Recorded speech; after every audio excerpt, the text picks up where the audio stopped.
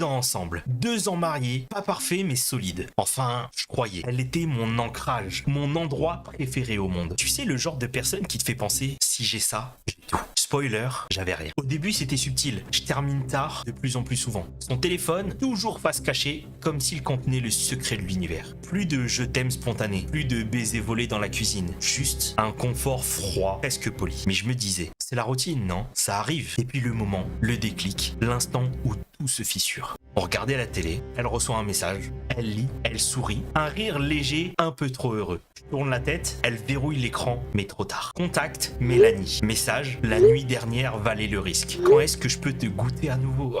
Oh wesh. Oh, ce genre de message. Oh, le frérot, il lit vite. Il a retenu que ça.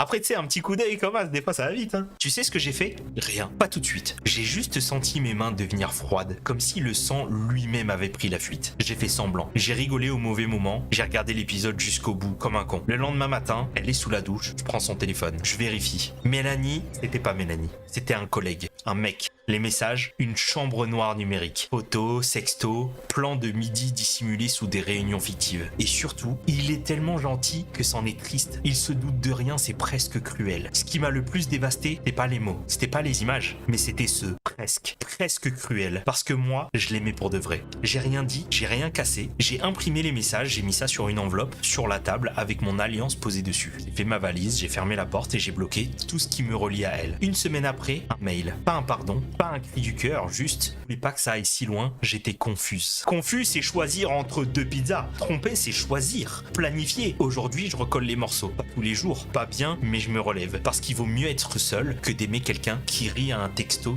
qui te tue. Waouh.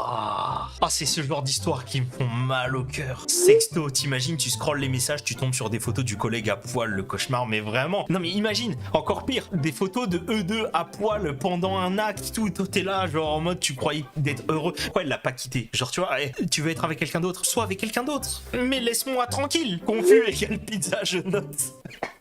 Pourquoi c'est les détails les moins importants que vous retenez, les frères? Moi, ça me dérange pas de passer mon tel, j'ai rien à cacher. Voilà, ça c'est bien. Le seul truc que j'ai à cacher, c'est les combats avec Sky. Non, mais ça, tu vois, la conversation avec Brahms, c'est pas à ma meuf que je dois le cacher, c'est au gouvernement. J'ai mis fin à ma relation le jour où mon ex a pas voulu que je touche son téléphone déchargé pour le mettre à charger le temps qu'elle couchait nos enfants. Couchez vos enfants. Ça, c'est une dinguerie.